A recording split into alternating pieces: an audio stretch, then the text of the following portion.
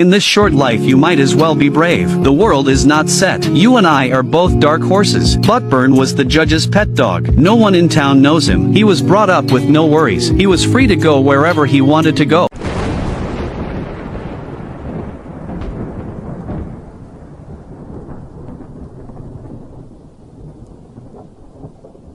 Lovely, housebreaking, is his byword. The day of a family party at the estate, Barker saw the table full of food, so he took a picture with a chicken leg in his mouth. As expected, the table was a mess. The judge didn't reprimand him, he just locked him out of the room to reflect on his actions. If it hadn't been for this incident, the lovely Barker, he would have lived the rest of his life in peace, and because of this accident, his dog's life was changed forever. That night the cunning gardener lured him to the car, suddenly slamming the door. Barker was terrified. It turned out that the cunning gardener had sold him to a dog dealer. Then Buck realized he would never be able to return to his warm home again. After a few days of bumps and bruises, he had just been released and was treated with sticks. He looked at the sticks in front of him, and he knew deep down that he would never be free again. Barker followed the ship slowly to the frozen north. He was overjoyed at the snow drifts in the sky. Curious, he chased after it. One day the man saw Buck, a large dog in the pack, so he bought him with determination. A rich, pampered dog. He had never done such physical work before. He stumbled and fell on his way. To see a rabbit. To see a rabbit. He tumbled the whole team down the hill. Darkness falls, and that's when he has to suffer the most. Once he slept in the warmth of his room, but now he doesn't know where to warm himself. He didn't know where to rest. It was so cold. Then a black wolf appeared before Buck's eyes. This black wolf wasn't real. For the first time, he awoke to himself. He was unaware of his wild side. A few more days passed. Barker settled into his current life. Sledding is as cute as ever. The lead dog of the team is a husky. He always eats and drinks from his teammates. But when Buck saw that, he gave his share to his teammates. For the first time, the pack respects the big man. One day the owner had to cross a sheet of ice. Something unexpected happened. The ice suddenly broke. The woman fell and was swept away by the torrent of water. Buck was desperate. He raced over to her and went straight down without hesitation. That's when he saw the black wolf break through the ice for the second time. The woman was rescued. The man hugs Barker in relief. The collie was not happy to see the scene. After all, I'm the boss. After this experience, the master was impressed with Buck. He invites him to eat with him. The collie saw this again. One day Buck saw a little white rabbit. He was so cute and loved it. But then he was bitten by the collie. Barker growled a few times. The fierce collie finally couldn't take it anymore. He had to defend his dignity. The timid Buck had never been in a fight before. In a few blows, he was knocked unconscious by the spirit dog. The dogs on the sidelines barked in impatience. They seemed to be in love, trying to rouse Buck to continue the fight. That's when the black wolf appeared beside Buck for the third time. Buck listened to the call of his heart. The wildness was awakened. He bit the collar dog and threw him to the ground. The collie had lost. He disappeared into the darkness of the valley in silence. The next day, the men are choosing a collar dog. Barker stepped forward, but the master looked at Buck and didn't have the confidence to push him back. But Buck's steely eyes, covered and unconcerned steps, it's gold that always shines. The men decided to give it a try, but with that try the dogs picked up speed, like a wild horse off the leash. Not at all in the same league as before.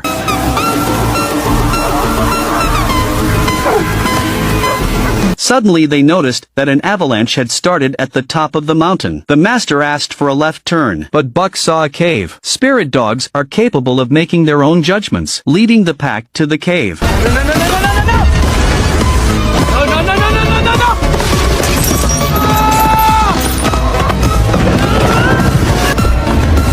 Out of the cave in a series of drifts, and they're out of the woods. They finally made it back to town before the sun went down. Barker saw the people happy with their letters, thinking to himself that he probably didn't belong here. This loving old man has lost his son to death, away from his crumbling home. He wanted to escape from reality. He came alone to this frozen land. Early in the morning as Barker was about to set off, the old man rushed out with a letter to stop them. Barker took the letter in his hand in silence. The old man recognized him as the big dog. He retrieved his harmonica. Barker continues to run away. He is now the leader of the pack. But things change. The postal company went out of business. They were asked to sell their dogs to gold diggers. This greedy Mark is their new owner. He is an arrogant and ignorant man. He doesn't even know the sled is frozen. He thought Buck was too lazy, so he ordered his men to teach him a lesson. The old man came over to help him loosen the sled, and warned him, to go panning for gold at this time of year is to die in vain. Mark was driven by his greed. He didn't listen. Barker knew the danger ahead, but under the lash of the rod, but he had to lead his team on. Here the old man saw the harmonica and remembered Barker. He went after him. As poor Barker was exhausted, Mark was about to shoot, but then the old man comes and knocks Mark down. Buck was saved. Buck finally woke up after 2 days and nights in a coma. The old man told him that your pack was gone. You and I are the only ones left here. The old man was drinking every day because his son had died. The sensible Barker didn't want to see the old man in a state of depression. Overturned his glass of wine, grabbing the bottle. Hey, Buck, what? Grabbed the bottle and ran out the door, burying the wine in the snow, sitting stubbornly on it. He's too big. The old man can't push him. Barker holds his head up proudly. The old man gave up. He said it was his child's birthday. Barker hears and gently presses on. The dog and the man look into the distance. That day the old man seemed to remember something. He took out an old map and told Buck. His son was obsessed with fairy tales when he was alive. He had wanted to go to the end of the map to explore. There was a river of gold, a wilderness without people. The old man said the boy was gone, but now we have you. Let's go together to fulfill our last wish. They set off in a boat, over mountains and rivers. Passing rivers, they went upstream. In the evening the moonlight reflected in the river. The river is full of fireflies. At that moment, greedy Mark appears at their landing place, spotting the trail. He pursues them. This way, the old man and Barker encounter the flowing waterfall.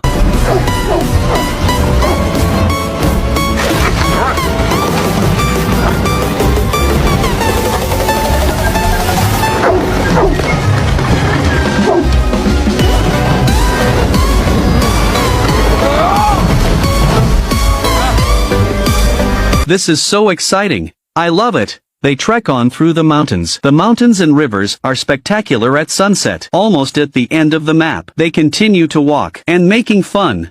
Until one day, they found a thatched cottage with exotic flowers and grasses everywhere. Fresh and light. A clear stream with sparkling waves. It was like a fairyland. They stayed. Barker loved the old man. He wanted to stay here for the rest of his life. One day when the old man was swimming in the river, he found something shiny and golden in the water. Fetch it up and see. Surprisingly, it was a gold. Barker seems to have read it. Diving into the river and biting off a bigger piece that emerged. At that moment Buck looked up, spotted a beautiful white creature passing by. The old man could see the longing in his eyes. He encouraged Buck to go after it. Buck turned his head and gave chase. On the way he came across a large grizzly bear. He circled away in fear. Buck finally saw the white creature. His fur was white, light and airy. It was a beautiful white wolf. The white wolf looks at Buck with curiosity. It circles around and stares at him. Barker extends his paw to greet the white wolf. The white wolf gives him a pat and disappeared into the jungle. Is this love?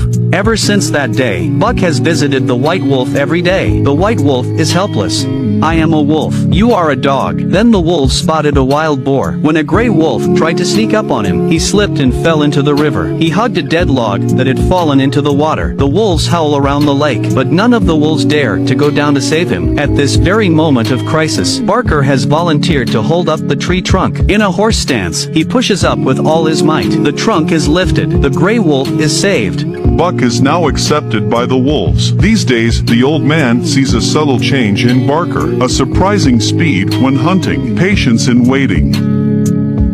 He was born to be a king. One day, a pheasant. Tomorrow, a big fish. The old man laughs at the sight. After all the trials and tribulations Buck has been through, his wild nature has been awakened. He has found his home. That day the old man threw most of the gold back into the river. It was returned to its rightful owner. He said to Buck that money is enough to live on. More won't buy happiness. You have to stay here. This is the place you want to be. I'll leave in the morning. Come and say goodbye.